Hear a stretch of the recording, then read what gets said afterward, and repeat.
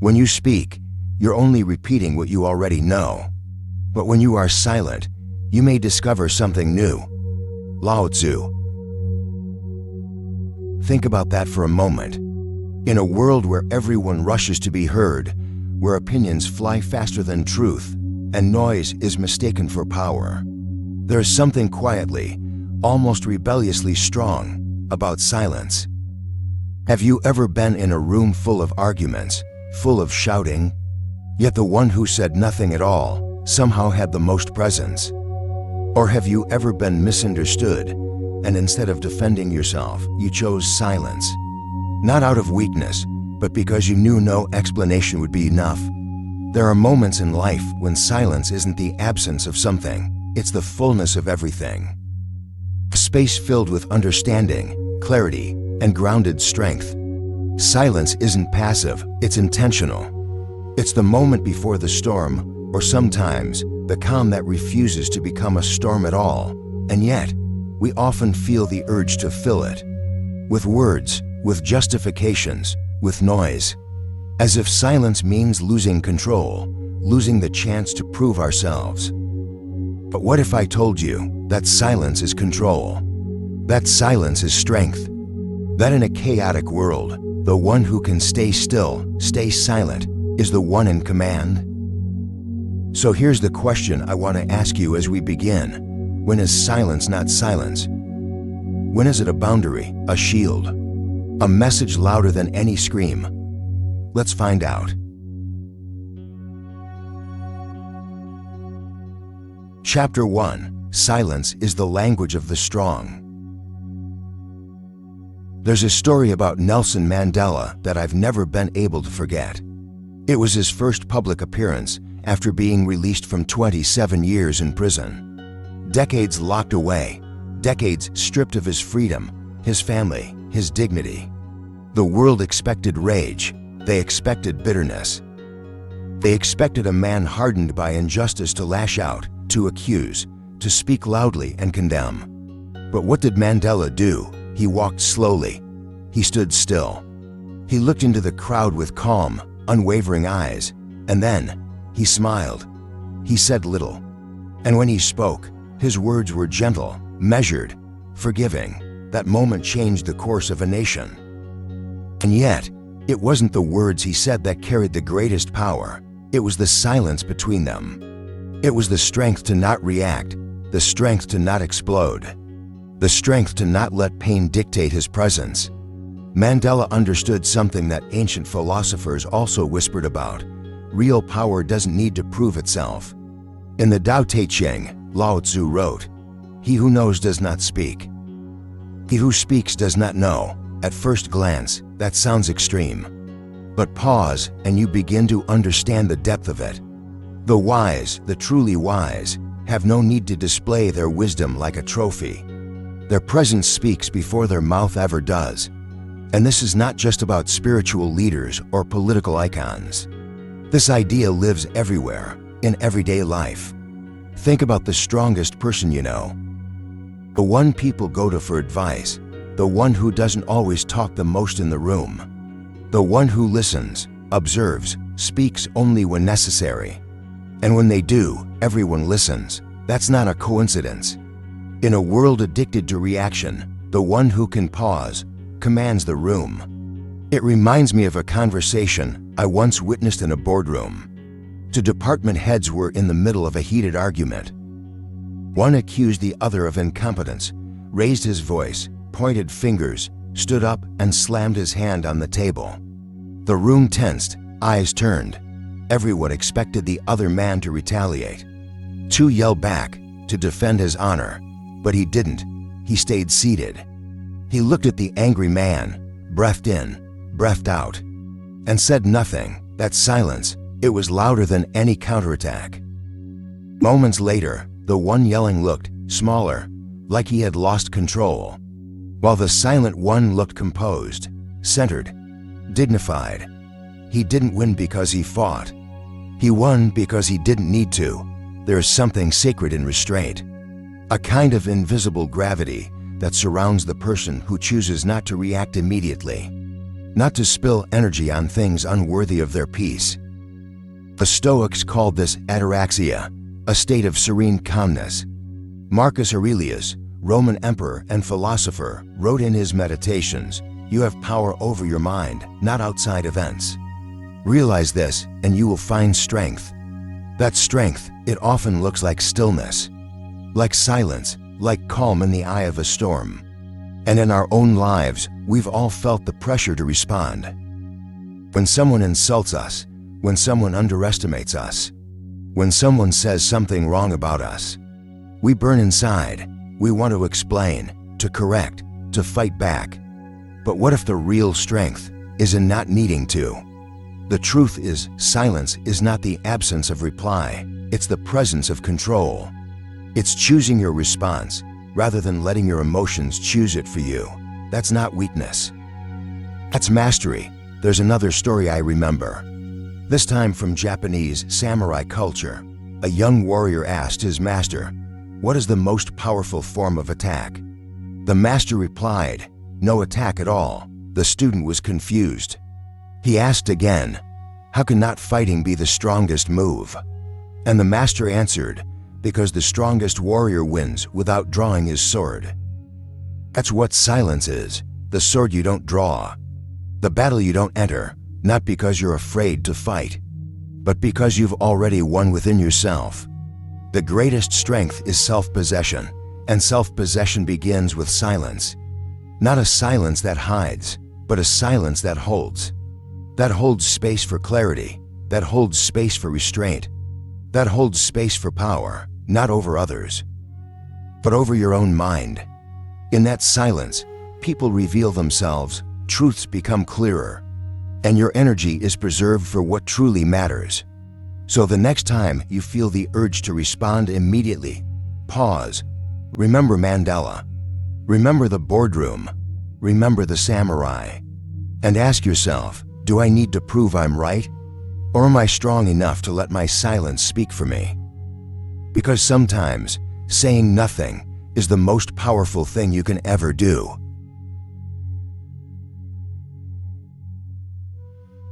Chapter 2. When emotions rise, silence is the bravest action. It happened on a Tuesday afternoon. Nothing dramatic, just one of those ordinary days that somehow holds a moment you'll never forget. I was sitting in traffic, already late for a meeting. The sun was sharp, the air conditioning barely working, and my phone buzzed. Again, a message from someone I trusted, someone close, a sentence. A small string of words. But it lit a fire in me. It felt like betrayal. In less than a second, my mind exploded. My fingers trembled over the screen. I was ready to respond, to defend, to accuse, to fire back. I typed fast, fueled by adrenaline and hurt. I almost hit send, almost, but something, some small voice, told me to stop. I deleted the message, took a deep breath, and chose silence. That decision haunted me for a moment. I felt weak, powerless, like I had surrendered. But hours later, as the emotion settled, I felt something different. I felt proud. Not because I had won, but because I hadn't lost myself in the heat of the moment. We live in a world where instant reaction is mistaken for strength, where fast replies mean dominance. For speaking your mind, no matter how raw or reckless, is labeled as courage. But real courage is not reacting when you're triggered. It's the space between impulse and response. It's the moment you choose to sit with the fire instead of throwing it at someone else. Think about this. How many things have you said that you wish you could take back? How many words flew out in anger only to leave regret behind? We all know that feeling, the burning inside, the pressure in your chest, the tight jaw, the racing thoughts. It's like the body becomes a storm and your voice becomes lightning. Sharp, fast, uncontrollable. That's the problem. We mistake that fire for truth, that storm for clarity. But emotions in motion are rarely honest guides. They're real, yes, but they're not always right. And when we act from that place, when we speak from that place, we don't express our truth, we express our pain. We lash out not to connect, but to release, not to be understood, but to defend. Not to heal, but to hurt first, before we get hurt more. We do it because silence feels like surrender. Because in the face of conflict, saying nothing feels like letting them win. But here's the truth, silence is not weakness. It's wisdom. It's saying, I am not my anger. I am not my panic. I am not this heat that's rising. It's holding yourself when your emotions are trying to break free and hurt someone. Or hurt yourself, because the moment will pass. The heat will cool, but your words, they stay. There's a reason ancient wisdom traditions emphasize stillness. The Stoics spoke often about the power of pausing.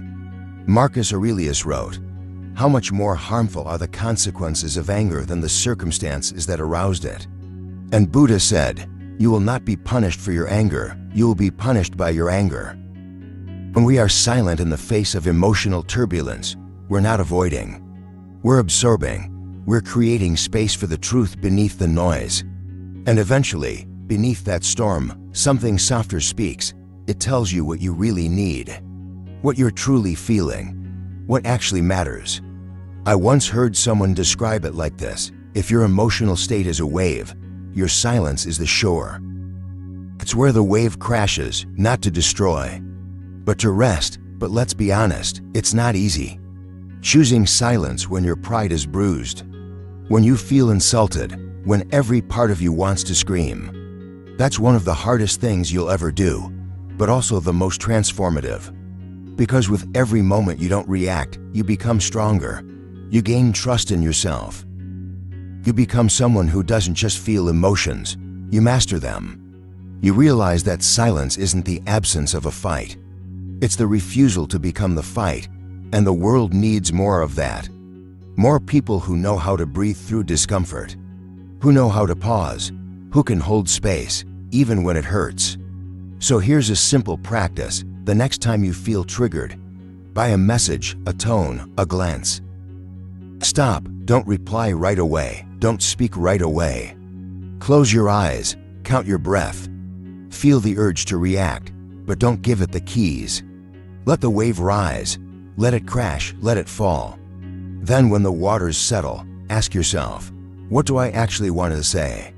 Sometimes the answer will be nothing, and that nothing is everything. Because in that silence, you'll find yourself again, not the angry version, not the hurt version, but the version that knows who they are and doesn't need to shout to prove it. That's real strength. And it's available to you in every single moment. The moment you choose not to react, the moment you choose to pause, the moment you choose silence, not as escape, but as an act of self-respect. You can start today, even now. Close your eyes for a few seconds. Breathe in. Hold it. Breathe out. Feel that. That's not weakness. That's your power, returning. Chapter 3. Silence in Relationships. The Soft Power of Observation. There's a moment in every relationship, romantic, professional, even familial, when words start to hurt more than they help, when the louder you speak, the less you're actually heard, when defending yourself feels more like digging a hole than building a bridge. It happened to me not long ago. I was in the middle of an argument with someone I deeply care about. Tension had been building for days. Small misunderstandings, missed signals, growing resentment buried under polite silence. Until one night, it all came to the surface. They raised their voice. I raised mine. Words flew fast, sharp, aimed not to connect, but to win. We weren't listening to each other. We were waiting for the other person to finish so we could reload. And then suddenly, I stopped, not because I had nothing left to say, but because I realized something. We weren't solving anything. We were just performing pain. I went quiet, completely. They kept speaking, at first angrily, then with confusion, then finally. Silence. In that stillness, something shifted. Silence in a relationship isn't about shutting down. It's not about ignoring or stonewalling. It's about creating space, space for emotion to breathe, for truth to surface, for the heat to cool down. Because sometimes, in the heat of conflict, the most powerful thing you can say is nothing. We often think relationships are built on what we say, on communication, clarity, talking things out. And yes, those things matter, but observation is often more important than expression. When you choose silence in a moment of tension, you're not retreating. You're stepping into the role of the observer. You're watching the body language, the shifts in tone, the hidden emotions beneath the angry words. You're listening to what's not being said. In psychology, there's a concept called metacommunication. It's the message behind the message, the unspoken cues, the facial expression, the sigh before a sentence, the hesitation before answering. Silence helps you tune into all of that. It's a form of presence most people are too busy to access. I remember once coaching a couple who were on the edge of separation. They talked constantly about responsibilities, about plans, about who said what and when. But when I asked, "When was the last time you just sat together in silence?" they looked confused. "Why would we do that?" they asked. Because silence isn't the absence of love. Sometimes it's where love regathers itself. They started practicing silent mornings, no phones, no rushing. Just coffee, eye contact, quiet presence. Within 2 weeks, everything changed. Because when you remove the pressure to respond, you start noticing. You notice when the other person is exhausted. You notice when their anger is just fear in disguise. You notice that sometimes their harshness is self-defense, not cruelty. And maybe, just maybe, you stop reacting long enough to feel instead of fight. In professional relationships, it's the same. Silence isn't just emotional intelligence, it's strategic intelligence. In meetings, those who speak last often speak with the most impact. Why? Because they've been listening. They've been reading the room. They've been observing what everyone else missed. The person who pauses before replying is seen as thoughtful. The one who jumps in too quickly is often seen as reactive. Leaders who master the art of silence often command more respect than those who dominate every conversation. Because when you speak less, your words carry more weight. In moments of disagreement, silence allows the other person to reveal themselves more fully. When you stop pushing, they stop resisting. A mentor once told me, "Let people talk long enough, and they'll either hang themselves with their own words or heal themselves through them. But if you interrupt too soon, you rob them of that clarity." You don't always need to correct someone. Sometimes the truth becomes visible on its own if you're quiet enough to let it unfold. Let's take another real example. A friend of mine was being accused of something at work. His first instinct was to fire back, to defend his integrity. But instead, he said, "I understand your concern," and stayed silent. The accuser kept talking and eventually contradicted their own story. The issue dissolved. Not because my friend argued better, but because he resisted the urge to fight. That's the power of stillness, but make no mistake. Choosing silence in relationships doesn't mean bottling things up. It means picking the right moment, the right tone, the right energy. It means responding, not reacting. It means asking yourself, am I trying to understand or just trying to win? Because if you're trying to win, you're already losing something more important, the connection. Here's something simple you can try. Next time you feel tension rising in a conversation, don't jump in. Let there be a beat, a pause. Watch what happens. Often, the other person will soften, the pace will slow. The conversation will shift from attack to awareness. That space, that's where resolution lives. That's where empathy is born. That's where you remember that the person in front of you is not your enemy. There's someone who's struggling, just like you. Silence makes room for that realization. So no, silence isn't weakness in relationships. It's a skill, it's presence, it's power. The kind that doesn't need volume to be felt. And the more you practice it, the more you'll see some of the strongest connections are built, not in what we say, but in what we're willing to hold, quietly, patiently, together. Chapter 4. Silence to understand oneself. There's a strange kind of noise that we rarely talk about. It's not the blaring traffic, not the endless notifications, not even the voices of people around us. It's the noise inside, the constant stream of thoughts, the endless to-do lists, the what-ifs, the regrets, the judgments, the comparisons, the fears. It's that inner chatter that never seems to stop, even when everything outside goes quiet. We've become so used to it that we forget it's there, like background static, always buzzing, always pulling our attention away from the present. And in that noise, we lose ourselves. We wake up each day already running, already performing, already reacting. Our thoughts are hijacked by headlines, our time consumed by tasks, our energy drained by things that don't feed our soul. But we rarely stop to ask, what do I actually feel right now? What do I actually want? The truth is, most people don't know, because they've never sat long enough with themselves in silence to find out.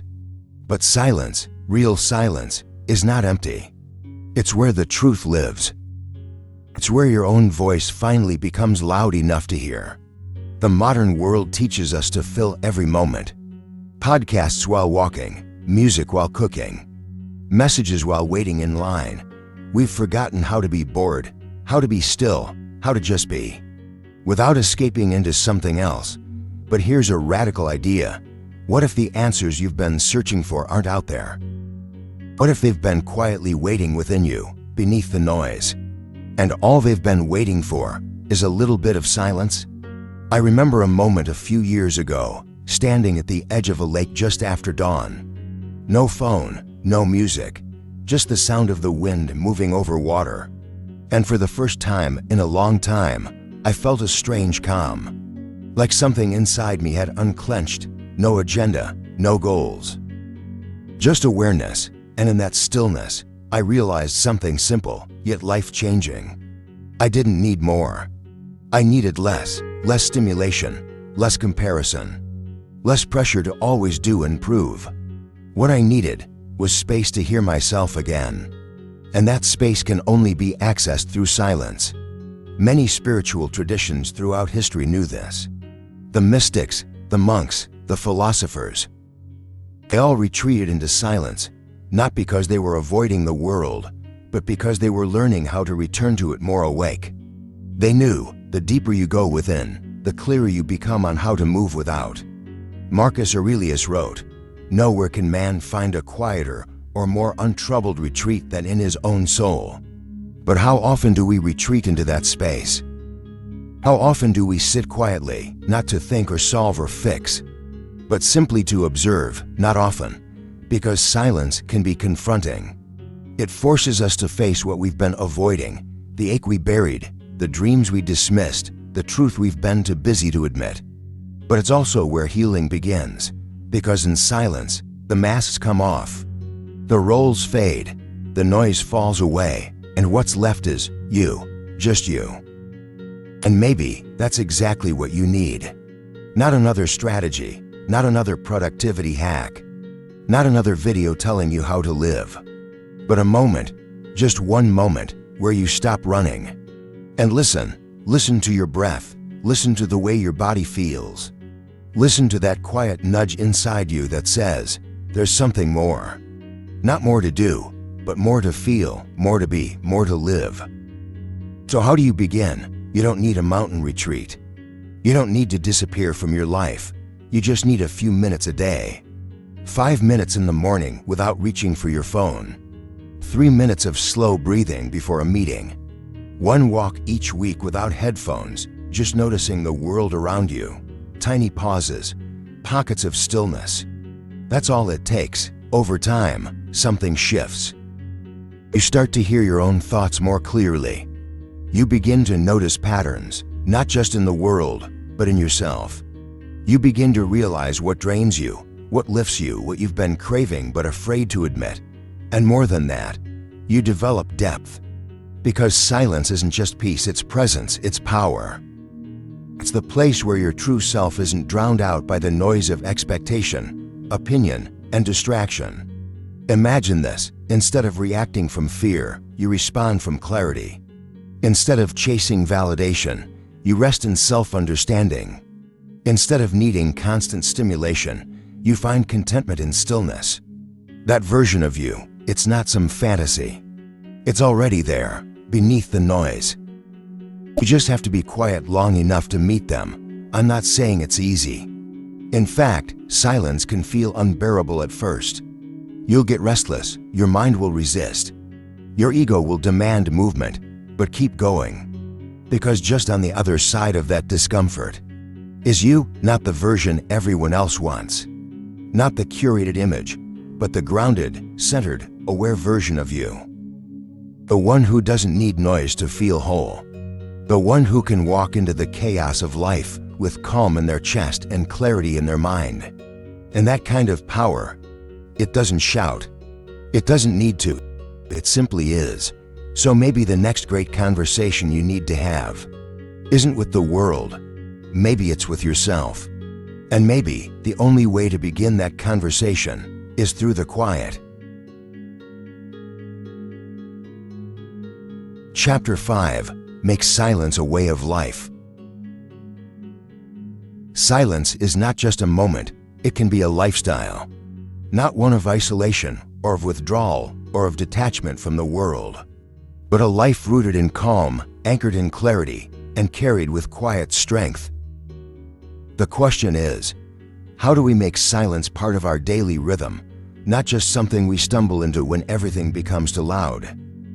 How do we turn it into a practice, a habit, a way of being? It begins with the morning. The first few minutes after you wake up are sacred.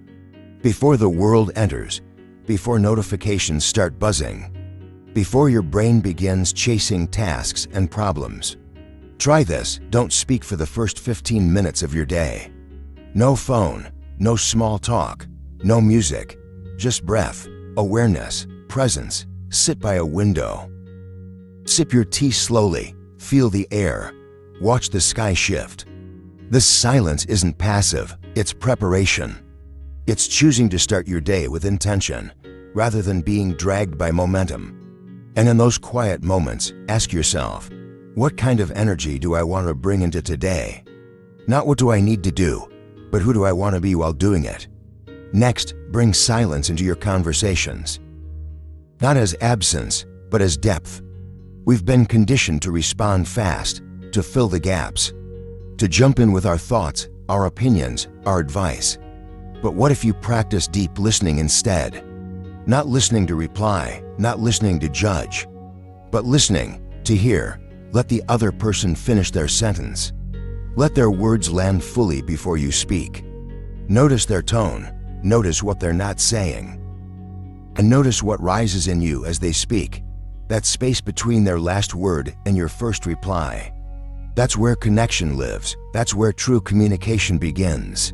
Sometimes, the most healing thing you can give someone is your silence. Not as distance, but as a vessel for presence. Then there's another habit, one that's changed my life more than anything else: intentional stillness. Call it meditation, call it mindfulness, call it sitting in silence. The label doesn't matter. What matters is creating time in your day to sit and do. Nothing, not scroll, not learn, not plan, just be. Start with 5 minutes. Close your eyes, feel your breath. Notice your thoughts, but don't chase them. You'll feel restless, your mind will wander. That's okay. Come back to the breath. 5 minutes a day becomes 10, 10 becomes 20. And over time, you'll notice something remarkable. The more you sit in silence, the more peace follows you through the rest of the day. You respond more calmly, you observe more deeply. You move through life with less noise inside. Another practice, silent walks.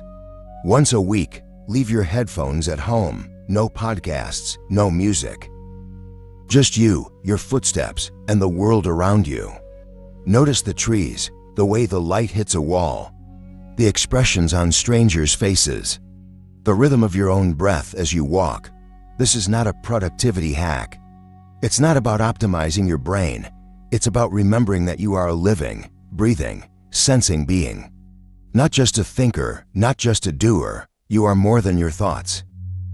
And silence helps you return to that truth. There's also the art of not replying immediately. In a world that expects instant reactions, silence becomes a boundary, a buffer, a declaration that you are not a slave to urgency. When you receive a message that triggers you, pause. When someone asks something of you and you're unsure, pause. When you feel the urge to fix, to explain, to react, pause. Give yourself time to return to your center before you move. Let silence become your first instinct, not your last resort. Even in crowded rooms, even in fast-paced environments, even in relationships where you used to lose your center. And yes, people might notice. They might ask, "Why are you so quiet lately?" Let them ask, because silence is not absence. It's presence, it's awareness. It's a signal that you are no longer wasting energy on things that don't matter. And once you begin to live this way, intentionally, quietly, you'll find that the world responds differently to you. You'll speak less, but people will listen more.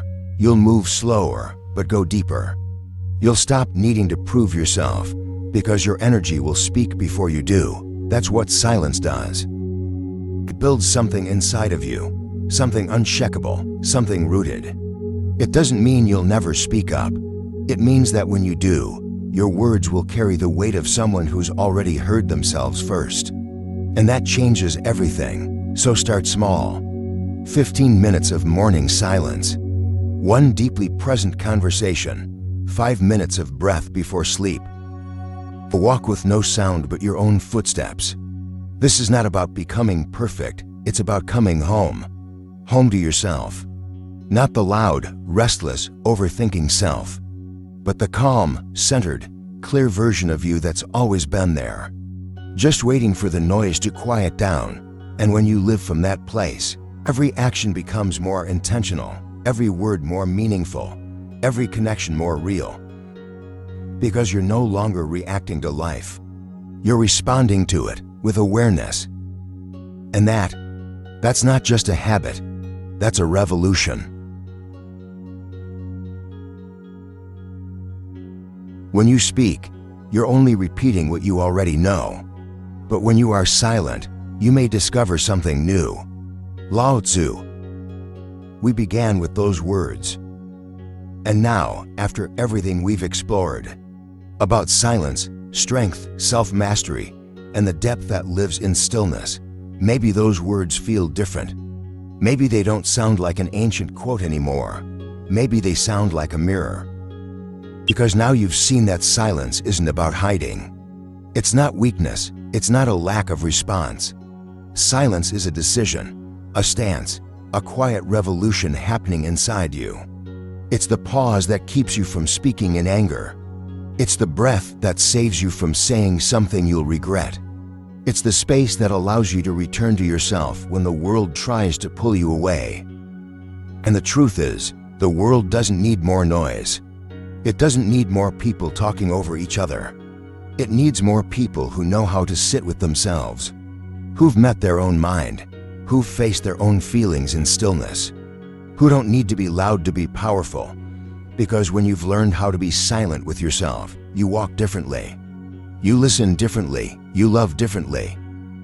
You live differently. So here's what I want to leave you with. Start small. You don't have to change everything overnight. But give yourself moments, tiny, sacred pauses. A few minutes of silence when you wake up. A deep breath before you respond. A quiet evening walk without headphones. Let silence move from being a rare escape to a way of life. Because in that silence, you'll hear what the world can't give you. And what you may have forgotten, your own truth. And that truth, it doesn't need to shout. It just needs to be heard. Now, if this video resonated with you, I want to invite you to take one small action. Not just for me, but for yourself and for others who might need this message too. Share it with someone you care about. Someone who might be struggling to find peace in the noise. Leave a comment. Tell me, what does silence mean to you now? And if you haven't already, subscribe to this channel, not because of numbers, but because I believe we're building something here. A space where depth is valued, where noise isn't needed to feel alive, where we learn to be better by being quieter. Let this be more than just a video.